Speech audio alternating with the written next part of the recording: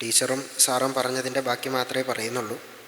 കാരണം ടീച്ചർ പറഞ്ഞ ഒരു പദം വളരെ ആഴത്തിലുള്ള എന്നാൽ ഏറ്റവും രസകരമായിട്ടുള്ളൊരു പദം, ആനന്ദം എന്നുള്ളത്. അതിൻ്റെ എങ്ങനെ ആനന്ദം കിട്ടുക എന്നുള്ളതും ടീച്ചർ പറഞ്ഞു, സ്വാതന്ത്ര്യം എന്നുള്ളതാണ്. കാരണം ഇന്ന് നമ്മൾ പലപ്പോഴും ചെയ്യുന്നൊരു പരിപാടി കുട്ടിയുടെ സ്വാതന്ത്ര്യത്തെ ആദ്യം തല്ലിക്കെടുത്തു. വഴക്കുണ്ടാക്കണ കുട്ടിയോട് നമ്മളെന്താ പറയുക? തല്ലുണ്ടാക്കരുത്. ആദ്യം കണ്ണുരുട്ടും. ആദ്യം ചെയ്യണ പരിപാടി അതാണ്. ആദ്യം കണ്ണുരുട്ടും. അപ്പോൾ തന്നെ കുട്ടി പേടിച്ച് കരയും. പിന്നെ എന്താ പറയുക? തല്ലുണ്ടാക്കരുത്, വഴക്കുണ്ടാക്കരുത്. അതിന് പകരം എല്ലാവരെയും സ്നേഹിക്കണം എന്ന് നമ്മൾ പറയാറുണ്ടോ? ഇല്ല. എന്ത് ചെയ്യരുത് എന്ന് പറയണതിന് പകരം എന്ത് ചെയ്യണം, നല്ല വഴികൾ പറഞ്ഞു കൊടുത്താൽ ആ കുട്ടി സ്വയം ആ വഴിയിലേക്ക് പോകും. വഴികൾ കാണിച്ചു കൊടുക്കുക. ഇന്ന് എന്നതൊക്കെയാണ് വഴികൾ. ഇന്ന വഴികൾ നിൻ്റെ മുന്നിലുണ്ട്, ഇതൊക്കെ നല്ല വഴികളാണ്. ആ വഴിയിലൂടെ നിനക്ക് സഞ്ചരിച്ചാൽ നല്ല ദിശയിലെത്താം. ഒരിക്കലും ഞാൻ പ്രതീക്ഷിക്കുന്ന അല്ലെങ്കിൽ ഞാൻ ചിന്തിക്കണം ഞാൻ സഞ്ചരിച്ച വഴിയെ മാത്രം നീ പോകണം എന്ന് പറയുന്നതിന് പകരം ഇതൊക്കെ വഴികളുണ്ട്, ഒരുപാട് വഴികളുണ്ട്. ഇതിലൊക്കെ നല്ല വഴികൾ തിരഞ്ഞെടുത്ത് ഏറ്റവും സ്വാതന്ത്ര്യത്തോടെ മുന്നോട്ട് പോവുക. അങ്ങനെയുള്ളൊരു സ്വാതന്ത്ര്യം കൊടുക്കുമ്പോൾ, ഒരു വഴി തിരഞ്ഞെടുക്കുമ്പോൾ ആ കുട്ടി ചിന്തിക്കും, ശരിയാണോ തെറ്റാണോ, സ്വയം ചിന്തിക്കും. അതാണ് സ്വാതന്ത്ര്യം എന്ന് പറഞ്ഞു കഴിഞ്ഞാൽ കയറൂരി വിടുകയല്ല. നമ്മളെപ്പോഴും അങ്ങനെയാണ്. ഒന്നുകിൽ നമ്മൾ ആശാൻ്റെ നെഞ്ചത്ത് അല്ലെങ്കിൽ കളറിക്ക് പുറത്ത്, രണ്ടിലേതെങ്കിലും ഒന്നേ നമ്മൾ ചെയ്യും. കൃത്യമായിട്ട് അവർക്ക് ഏതൊക്കെ വഴികളുണ്ടെന്ന് കാണിച്ചു കൊടുത്താൽ ഏറ്റവും ഗംഭീരമായിട്ട് ഏറ്റവും നല്ല രീതിയിൽ അവർ ആ സ്വാതന്ത്ര്യത്തെ ആനന്ദമാക്കിയിട്ട് മാറ്റും. ആനന്ദത്തിൻ്റെ ബീജം എന്ന് പറയുന്നത് അല്ലെങ്കിൽ ആനന്ദത്തിൻ്റെ സ്വഭാവം സ്വാതന്ത്ര്യമാണെന്ന് പറയും. ശൈവത്തിൽ ഒരു പ്രയോഗമുണ്ട്, ആനന്ദശക്തി എന്നുള്ളത്. അതിൻ്റെ സ്വഭാവം സ്വാതന്ത്ര്യമാണെന്ന് പറയും. ദേവിയുടെ ഒരു ഭാവമാണ് ആനന്ദശക്തി. അതിൻ്റെ സ്വഭാവം സ്വാതന്ത്ര്യമാണ്. വളരെ ലളിതമായിട്ട് നമ്മൾ ചിന്തിച്ചാൽ മതി. നമ്മളൊരു കൂട്ടിലിട്ടിരിക്കുകയാണെന്ന് വിചാരിക്കുക. ഇപ്പോഴും പ്രഭാഷണത്തിൽ പറയുന്നൊരു ഉദാഹരണമാണ്. നമ്മളെ ഏറ്റവും നല്ലൊരു സ്വർണ്ണക്കൂട്ടിലിട്ടിട്ട് ആവശ്യങ്ങളൊക്കെ നടത്തി തരികയാണ്. ആവശ്യത്തിന് പണം തരുന്നുണ്ട്, ഭക്ഷണം തരുന്നുണ്ട്, വസ്ത്രം തരുന്നുണ്ട്, മേക്കപ്പ് സാധനങ്ങൾ തരുന്നുണ്ട്, മൊബൈൽ ഫോൺ തരുന്നുണ്ട്, ഇൻ്റർനെറ്റ് തരുന്നുണ്ട്, ഒക്കെ തരുന്നുണ്ട്. ഒറ്റ കണ്ടീഷനേ ഉള്ളൂ, പുറത്തിറങ്ങരുത് കേട്ടോ. ആദ്യത്തെ ദിവസം നമ്മളെന്താ ചിന്തിക്കുക? പരമസന്തോഷം, പരമസുഖം, ഇങ്ങനൊരു ജീവിതമാണ് വേണ്ടത് കേട്ടോ. രണ്ടാമത്തെ ദിവസം നമ്മളങ്ങനെ ചിന്തിക്കുമോ? കൂടിനെ തള്ളി പറയില്ല, എന്നാലും ചെറിയൊരു സന്തോഷക്കുറവ് ഇവിടെ, ആനന്ദക്കുറവ് ഇവിടെ ഉണ്ട്. എന്നാലും സുഖമാണ്. ആവശ്യങ്ങളൊക്കെ നടക്കുന്നുണ്ട്. കറണ്ട് ബില്ല് അടയ്ക്കണ്ട, വാട്ടർ ബില്ല് അടയ്ക്കണ്ട, മൊബൈൽ ഫോണിൻ്റെ ബില്ല് അടയ്ക്കണ്ട, ഒന്നും ചെയ്യണ്ട, ഇൻ്റർനെറ്റിൻ്റെ ബില്ല് അടയ്ക്കണ്ട, ഒക്കെ നടക്കുന്നുണ്ട്. മൂന്നാമത്തെ ദിവസം ഈ ആനന്ദം കുറയും. നാലാമത്തെ ദിവസം വീണ്ടും കുറയും. അഞ്ചാമത്തെ ദിവസം ആകുമ്പോഴും മനസ്സറിയാണ്ട് പറഞ്ഞു തുടങ്ങും, എങ്ങനെയെങ്കിലും പുറത്ത് ചാടിയാൽ മതി, വെള്ളം വേണ്ട, ഭക്ഷണം വേണ്ട, വസ്ത്രം വേണ്ട, സുഖങ്ങൾ വേണ്ട, ഐശ്വര്യങ്ങൾ വേണ്ട, എങ്ങനെയെങ്കിലും പുറത്ത് ചാടിയാൽ മതി. ആനന്ദത്തിൻ്റെ സ്വഭാവം എന്ന് പറയുന്നത് സ്വാതന്ത്ര്യമാണ്. അത് ഏറ്റവും നല്ല പരമമായിട്ടുള്ള ആനന്ദം കിട്ടണമെങ്കിൽ അതിൽ ധർമ്മം ചേരണം. അതിനുള്ള വഴി പറഞ്ഞു കൊടുക്കുക. നമ്മൾ ആദ്യം ചെയ്ത ഒരു പരിപാടി അല്ലെങ്കിൽ ആദ്യം ചെയ്യുന്ന പരിപാടി വഴി നമ്മൾ തിരഞ്ഞെടുക്കും, എന്നിട്ട് കുട്ടിക്ക് കാണിച്ചു കൊടുക്കും.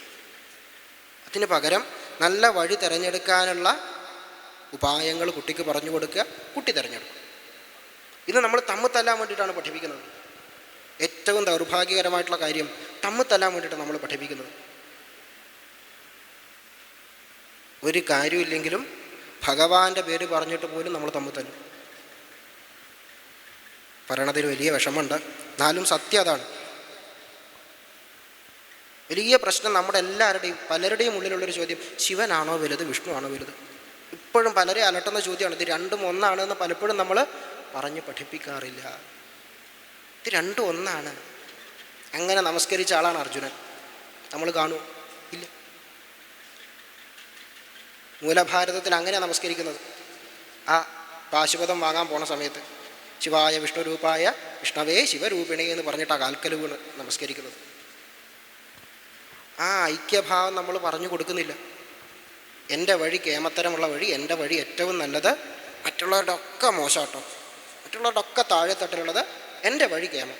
ആ വഴിയെ നടക്കാൻ നമ്മൾ കുട്ടിയെ നിർബന്ധിക്കുകയാണ്. നല്ല വഴി തിരഞ്ഞെടുക്കാനുള്ള വഴി പറഞ്ഞു കൊടുക്കുക.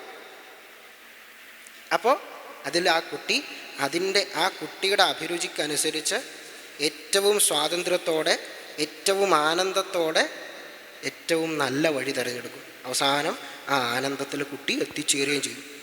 ടീച്ചർ പറഞ്ഞു തന്ന അല്ലെങ്കിൽ സാറ് പറഞ്ഞു തന്ന ആ ഉദാഹരണം, പലപ്പോഴും വിദ്യാഭ്യാസം നമ്മളെന്താണ് ഞെക്കിപ്പഴുപ്പിക്കുക.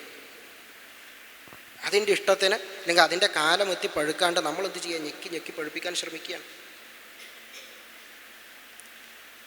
ഇതിനൊക്കെ മനസ്സിനെ നിയന്ത്രിക്കുക എന്നുള്ളതാണ് വളരെ പ്രധാനമായിട്ടുള്ളത്. ഏറ്റവും തുടങ്ങിയ ആ സ്ഥലത്ത് തന്നെ എത്തിയിട്ട് അവസാനിപ്പിക്കണം എന്നുള്ളത് കൊണ്ട് തന്നെയാണ് ആ വഴി പോണത്. ആ മനസ്സിനെ അടക്കാനുള്ള ഏറ്റവും നല്ല വഴി നേരത്തെ പറഞ്ഞ ആ നാമജപമാണ്. അതിനെന്തില്ല, പ്രായമില്ല. അതുകൊണ്ടാണ് ഭാഗവതം പ്രഹ്ലാദനെയും കാണിച്ചു തന്നു, അജാമിളനെയും കാണിച്ചു തന്നു.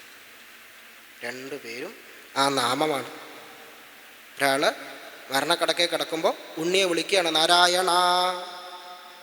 ആ നീട്ടി വിളിയാണ് അദ്ദേഹത്തെ രക്ഷിക്കുന്നത്. ഒരാൾ ശ്രവണം തൊട്ട് സമർപ്പണം വരെ അച്ഛന് പറഞ്ഞു കൊടുത്തു, സർവ്വതിലും ഈശ്വരനെ കണ്ടു, ആ കാഴ്ച നേടി. ഒന്ന് ഏറ്റവും ചെറിയ പ്രായത്തിലാണ്, ഒന്ന് അവസാന കാലത്താണ്. താല്പര്യം എന്താണ്? നാമജപത്തിന് പ്രായമില്ല, സമയമില്ല, ഇന്ന വിഭാഗമാണ് എന്നില്ല. ശ്രീരാമചന്ദ്രസ്വാമി ശബരിയോട് പറയുന്നൊരു വാക്കുണ്ട്. നമ്മൾ പലപ്പോഴും ശ്രീരാമചന്ദ്രസ്വാമിയെ കല്ലെറിയാൻ വേണ്ടിയിട്ട് കല്ലെടുക്കണവരാ. ആ ശബരി ചോദിക്കണ്ട, ഭഗവാനെ, സ്ത്രീ ആയിട്ടുള്ളൊരു ജീവി, ആ ജീവിക്ക് എങ്ങനെയാണ് ഭഗവാനെ അങ്ങേ കാണാൻ പറ്റുക? തൻ്റെ അവസ്ഥ ചിന്തിച്ചിട്ടാണ് പറയുന്നത്. സ്ത്രീ ആയിട്ടുള്ള നീചയായിട്ടുള്ള എനിക്ക് എങ്ങനെ അങ്ങേ കാണാൻ പറ്റി? അപ്പോൾ ഭഗവാൻ കൊടുക്കുന്നൊരു ഉത്തരമുണ്ട്, എൻ്റെ ആരാധനയ്ക്ക് സ്ത്രീ പുരുഷ നാമവ്യത്യാസങ്ങളില്ല. അതിനെന്തില്ല, സ്ത്രീയാണോ പുരുഷനാണോ, ഇന്ന നാമമാണോ, ഇന്ന കുലത്തിൽ ജനിച്ചവനാണോ, ഇന്ന പേരുള്ളവനാണോ, ഇന്ന ലിംഗമുള്ളവനാണോ, ഒന്നുമില്ല. അടയാളങ്ങളൊന്നും എന്തിനില്ല, നാമജപത്തിനില്ല. ഒരു പരിമിതിയും അതിനില്ല. ഏത് സമയത്തും ഏത് കാലത്തും ആർക്കും ജപിക്കാവുന്നതാണ്. ഏറ്റവും നല്ല വഴി നമ്മൾ മുന്നിൽ കളഞ്ഞിട്ട് ആരൊക്കെയോ നമ്മൾ തൃപ്തിപ്പെടുത്താൻ വേണ്ടിയിട്ട്, മറ്റുള്ളവരെ കാണിക്കാൻ വേണ്ടിയിട്ട് നമുക്ക് വഴങ്ങാത്ത വഴി നമ്മൾ തിരഞ്ഞെടുക്കുകയാണ്. അത് മറ്റുള്ളവരുടെ വഴി നമ്മുടേതായിട്ട് സ്വീകരിച്ചാൽ നമ്മളെങ്ങനെ ഉണ്ടാവും? വേറൊരാൾക്ക് തയ്ച്ച് വെച്ചിട്ടുള്ള വസ്ത്രം നമ്മൾ എടുത്തിടുകയാണ്. കാല് ശരിയാവില്ല, കൈ ശരിയാവില്ല, തല കയറില്ല, എന്നാലും നമ്മൾ പറയും കേമായിട്ടുണ്ട് കേട്ടോ. അതാണ് ഇന്ന് നമുക്ക് നടക്കുന്നത്. അതുകൊണ്ട് ടീച്ചറും സാറും പറഞ്ഞതുമാതിരി ഏറ്റവും സ്വതന്ത്രമായിട്ട് അഭിരുചികൾ അനുസരിച്ച് നല്ല വഴി തിരഞ്ഞെടുക്കാനുള്ള വഴികൾ പറഞ്ഞു കൊടുക്കുക.